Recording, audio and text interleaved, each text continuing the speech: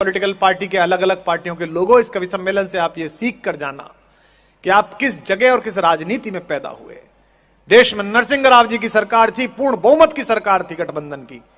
उसके बाद भी हमें जब जिनेवा में अपने पक्ष रखने का मौका मिला पाकिस्तान के सामने, तो कांग्रेसियों ने किसी कांग्रेसी को नहीं भेजा, सबसे अच्छा बोलने वाले हमारे कवि कुल के बड़े अटल बिहारी वाजपेयी को प्रतिनिधि बनाकर भेजा संयुक्त राष्ट्र संघ में।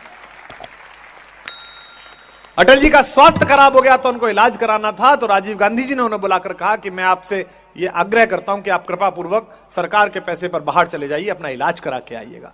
जब उन्होंने मृत्यु पर कविता लिखी थी, उस कविता को पढ़ने के बाद, और यहां बैठे हुए अनेक पार्टी के लोग बैठे हैं, उनके कहना चाहता हूं, नेहरू से बड़ा हीरो तो पैदा नहीं हुआ था आजादी के बाद। आज बात अलग है कि सुबह सुबह व्हाट्सएप विश्वविद्यालय पे एक सिलेबस उतरता है।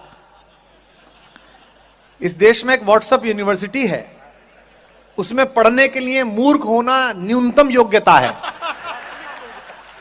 प्राथमिक योग्यता है, उसमें कुछ करना नहीं पड़ता। 17-18 साल के लड़के का बाप 4000 रुपए का फोन दिला देता है, ओप्पो, और वो पट्टा शुरू के पोपो, और गांधी पे बात करता है। Can you believe? गांधी, 17-18 साल का लड़का गांधी को गाली देता है। यहां जवान लड़के बैठे हो तो उनसे कहता हूं, लातूर के बाहर खड़े हुए महाराष्ट्र पुलिस के दरोगा से जो वसूली कर रहा हो, जिस दिन उसकी आंख में आंख डाल के बात करने का साहस पैदा कर लो, उस दिन गांधी का नाम लेने की कोशिश करना। इतना बड़ा जादूगर पैदा किया इस देश। मैं तो आश्चर्य में हूं कि बोलते क्यों नहीं है कांग्रेस के लोग, बाकी लोग क्यों नहीं बोलते? सर मुझे किराए पे ही रख लो। हाँ, मतलब मैं पढ़ रहा था 1933 में गोलमेज सम्मेलन में बापू गए, जिस बात को कह के मैं संपत सरल को बुला रहा हूं, और मैं आशा करता हूं कि एक एक व्यक्ति इस पर मोहर लगाए जो आज मैं लातूर में कह के जा रहा हूं। 1933 में जब बापू गए तो ब्रिटेन के राजा से मिलने का समय तय हुआ, और ब्रिटेन का राजा ऐसा राजा नहीं था जैसी आज की महारानी है, 2/3 दुनिया का मालिक था, 2/3 दुनिया का, जिसको चाहे गर्दन काट दे, जिसको चाहे जमा करा दे। बापू से मिलने का समय हुआ। महाराज के एडीसी ने, सेक्रेटरी ने लेटर लिखकर भेजा बापू को कि फुल कोट पैंट और टाई में आए, ब्लैक या ग्रे रंग का कोट होना चाहिए, ये ड्रेस कोड है। लेकिन वो तो बापू, वो तो गुजरात का गांधी, भारत की आत्मा, स्टील की आत्मा। छाती का नाप तय नहीं था पर कलेजे की हिम्मत तय थी, इसलिए उसका नाम गांधी था। बापू मिलने के लिए गए, समय तय हुआ, बर्किंघम पैलेस में बग्गी उतरी तो एक धोती में हिंदुस्तान का फकीर लाठी लेकर अंदर। राजा को बताया गया कि वो तो कपड़े ही पहन के नहीं आया। राजा ने कहा चलो मिलके तो देखते हैं। जॉर्ज पंचम सामने बैठा और गांधी से उसने पूछा, well mister Gandhi, where are your clothes? तुम्हारे कपड़े कहां हैं? अगला जो वाक्य बोला, इसके लिए स्टील का कलेजा और भारतीयता की मिट्टी चाहिए बापू बनने के लिए। जैसे ही उसने पहला वाक्य बोला कि तुम्हारे कपड़े कहां हैं, बीच में से 2 दांत टूटे हुए मुस्कुराते हुए बापू ने कहा, हुजूर मेरे छोड़िए, मेरे पूरे देश के कपड़े तो आपने चुरा लिए, मैं कहां से पहनूं? यह कहने का साहस गांधी को गांधी बनाता है। इस देश में जब तक आप विपरीत स्वर सुनना नहीं सीखेंगे, तब तक आप सच्चा लोकतंत्र जीवित नहीं रखेंगे। इसलिए यहां जो भी लोग बैठे हों, एक दूसरे को सुनना स्वीकार कीजिए। और नेताओं, आप तो जरूर सुनो, मंत्री बनने की प्रत्याशा में बैठे हुए विधायक जी जरूर सुनो। आज ये फंस गया है, मंदिर में मिला तो बड़ा प्रसन्न था विधायक, उसको लगा कि प्रेम से बात करो तो कुमार विश्वास अच्छी बात करेगा, पर हमने अपना वाला नहीं छोड़ा, तुम तो पराए हो। जिन पत्थरों ने हथौड़ी और छेनी की चोट सहने से इंकार कर दिया, वो पत्थर पत्थर रह गए, वो मूर्ति नहीं बन पाए।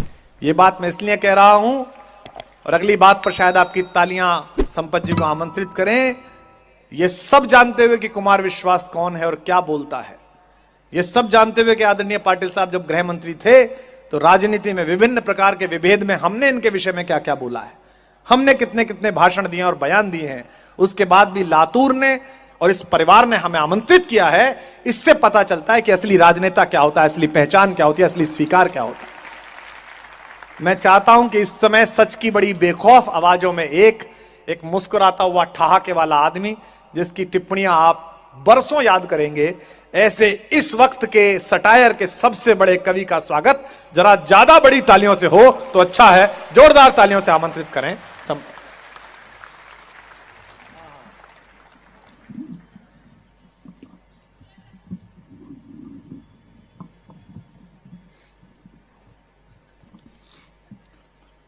सम्माननीय पाटिल साहब और तमाम जो अग्रिम पंक्ति में महनीय लोग बैठे हैं और सभी श्रोताओं का अभिवादन। डॉक्टर कुमार विश्वास का जादू आपने देखा। अगर कोई सिनेमा का सेलिब्रिटी भी यहाँ होता तो भीड़ हो सकता है इससे दोगुनी होती है, लेकिन हुड़दंग भी होता। और आप पूरे मनोयोग से शांत चित्त से पूरा कवि सम्मेलन सुन रहे हैं। 2 कवियों को आप सुन चुके हैं। मैं किसी भ्रम में नहीं हूँ। अब कवि सम्मेलन में वही लोग बचे हैं जो या तो डॉक्टर कुमार विश्वास को सुनना चाहते हैं या फिर जो दूसरों के साधन पर आए हैं।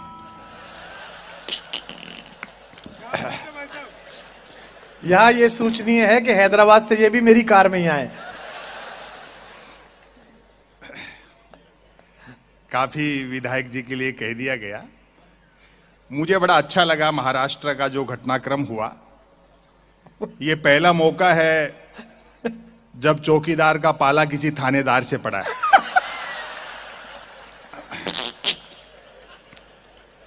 हाँ। स्वस्थ लोकतंत्र में विपक्ष बहुत मजबूत होना चाहिए और जब चुना हुआ विपक्ष कमजोर हो तो यह जिम्मेदारी बुद्धिजीवियों पर आ जाती है। बहुत अच्छे, बहुत अच्छे। मुझ पर और डॉक्टर कुमार विश्वास पर और तमाम कवियों पर, विशेषकर मुझ पर यह आरोप लगता है।